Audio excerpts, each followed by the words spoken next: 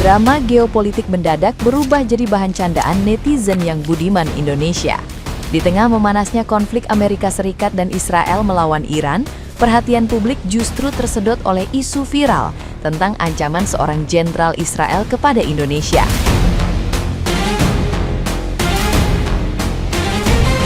Momen ini muncul bersamaan dengan langkah Presiden Prabowo yang menawarkan diri menjadi mediator damai dengan membuka ruang dialog, bahkan siap berkunjung ke Teheran.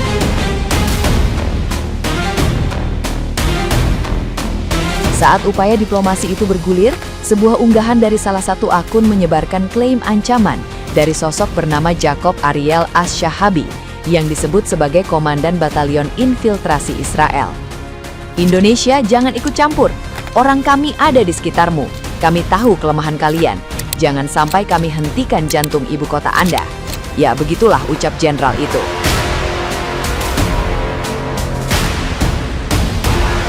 Alih-alih panik, netizen plus 62 justru merespon dengan humor khas yang nyaris tidak ada remnya.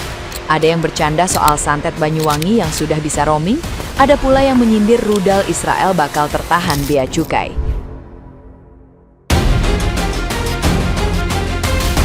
Namun setelah ditelusuri, klaim tersebut ternyata tidak valid, karena nama Jacob Ariel Ash-Shahabi tidak tercatat dalam struktur resmi Israel Defense Forces, termasuk unit batalion yang disebut-sebut.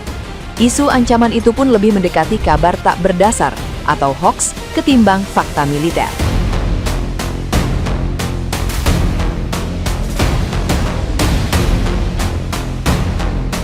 Nah, gimana nih menurut netizen yang terhormat? Silahkan berkomentar ya.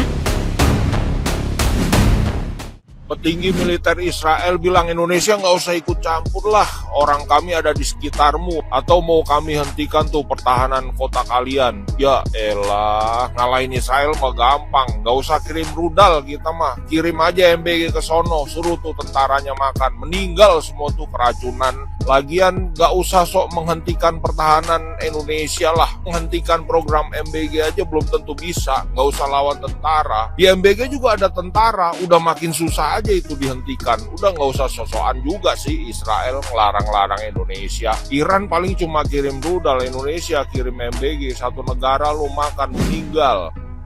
Tapi memang benar juga ya apa yang dibilang. Tapi bukan karena takut ya, tapi karena memang percuma. Gak akan tercapai itu negosiasinya dan memang tujuan yang adil gak akan tercapai. Ya buktinya saja negosiasi antara Indonesia dengan Amerika, ya kesepakatannya aja gak berimbang, berat sebelah. Dan apalagi ini mau negosiasi antara Amerika dengan Iran, Israel dengan Iran, gak akan tercapai. Cuma karena mereka itu memang negara yang keras kepala dan selalu bikin menang sendiri, Amerika dan Israel ini. Akan bisa, gak akan tercapai, ya. Jadi sia-sia, percuma. Bagus gak usah aja bagus dari Prabowo. Udah biarkan aja mereka, ya urusan mereka. Urus aja lah, pergi aja urus Indonesia aja udah. Ya, urusin hakim kita. Masih banyak kesusahan, masih banyak kelamaran. Ya, itu aja barangkali.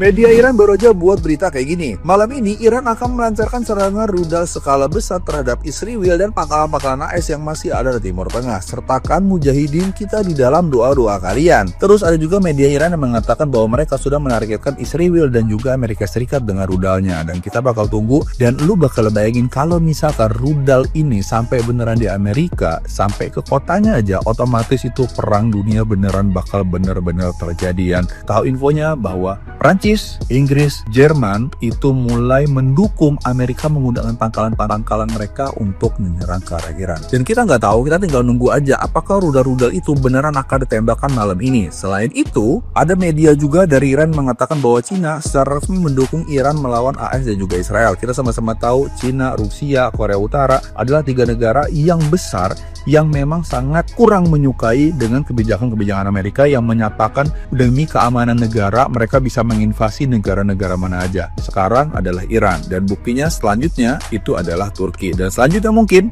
bisa di Indonesia, bisa juga negara mereka.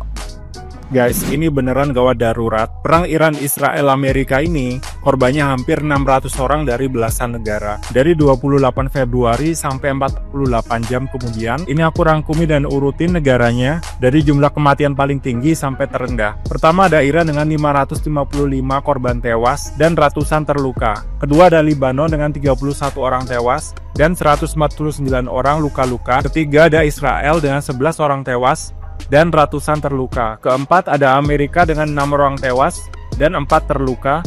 Kelima ada UAE, 6 orang tewas, 4 terluka. 6 ada Irak dengan 2 orang tewas dan 5 terluka. Anyway, yang diserang Israel dan Amerika itu bukan cuma Iran ya, tapi juga Libanon dan Irak. Lanjut Kuwait, 1 orang tewas, 32 orang terluka, 8 Bahrain, 1 orang tewas dan 4 terluka, 9 Oman, 1 orang tewas, 5 terluka. Ini kalau terus dibiarin, perang dunia 3 nggak lama lagi. Untuk Yordania, Arab Saudi, Yaman, dan Siprus masih belum ada yang meninggal, cuma luka-luka. Perang bukan cuma soal rudal, tapi soal siapa yang menguasai narasi.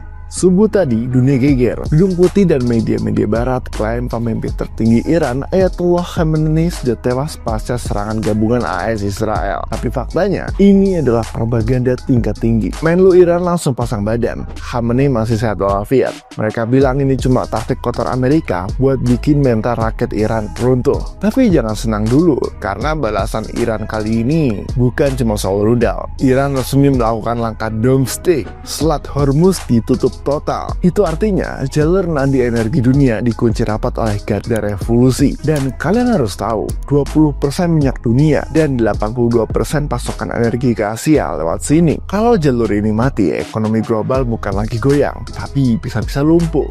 Harga minyak bakal meroket ke angka yang nggak bisa kita bayangin. Ini bukan lagi soal siapa yang menang perang fisik, tapi soal siapa yang sanggup menahan rasa sakit ekonomi paling lama. Dunia sedang diambang krisis energi masif. Pelajaran buat kita, di tengah ketidakpastian ini, informasi adalah senjata, dan kesiapan adalah kunci. Selat Hormuz ditutup, artinya dunia sudah nggak baik-baik aja.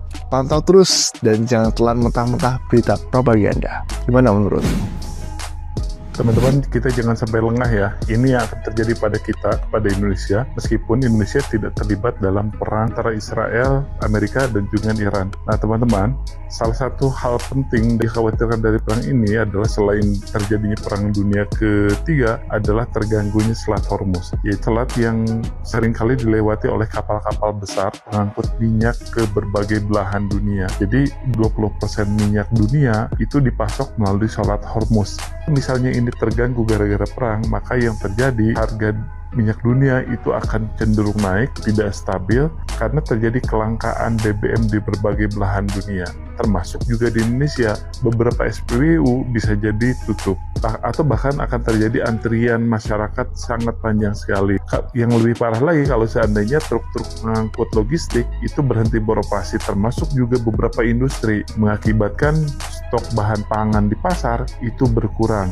Padahal masyarakat lagi butuh-butuhnya, terjadi panic buying yang sangat tinggi banget. Nah, ini akan lebih parah lagi kalau seandainya PLN mematikan listrik, sehingga stok makanan di dalam kulkas kita itu tidak bisa awet lagi. Udah gitu, kendaraan yang kita punya itu juga tidak bisa digunakan karena tidak ada bensinnya. Itu akan lebih parah lagi kalau seandainya internet juga sebagai alat komunikasi kita zaman sekarang itu terputus. Tapi ini semua hanya prediksi saja teman-teman, belum tentu terjadi, tapi sangat mungkin terjadi. Jadi sebaiknya kita antisipasi saja daripada kita terlambat menyadari.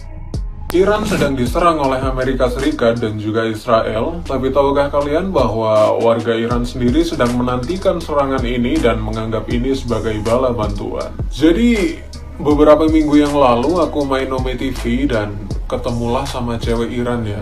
Dan kami ngobrol banyak hal di situ, terutama aku banyak nanya juga tentang keadaan negara dia, yaitu Iran. Dan fun fact-nya guys, ternyata warga Iran itu banyak yang menunggu serangan Amerika ke negara mereka dan menganggap serangan Amerika itu sebagai bala bantuan bagi mereka. Nah, apakah alasan mereka menunggu serangan Amerika ke negara mereka? Ternyata sebenarnya mereka itu udah muak banget sama pemerintahan negaranya dan mereka itu ingin melakukan revolusi sebenarnya. Tapi masalahnya mereka tidak bisa melakukan revolusi karena ya mereka tidak punya alat, mereka tidak punya persenjataan untuk melawan pemerintah. Dan mereka anggap bahwa oke, sepertinya serangan Amerika ini bisa membantu kita lah, setidaknya untuk melemahkan pemerintahan kita dan membantu kita untuk melakukan revolusi gitu. Mereka itu kayak sedang menunggu pertolongan gitulah ya. Ya seperti yang kita ketahui sendirilah ya, banyak di media massa, dan dikonfirmasi juga sama cewek ini bahwa pemerintah Iran itu banyak mengkill warganya sendiri yang melakukan aksi demo. Dan cewek ini bilang harusnya itu negara itu melindungi warganya, tapi tidak dengan pemerintahan kami. Mereka banyak warga yang sedang demo. Dan mereka itu nggak suka sebenarnya sama bentuk negara Republik Islam itu. Mereka itu inginnya negara Republik aja gitu loh, bukan Republik Islam. Dan mereka pengen juga dipisah antara politik dan agama gitu. Ya, jadi negara sekuler gitulah ya.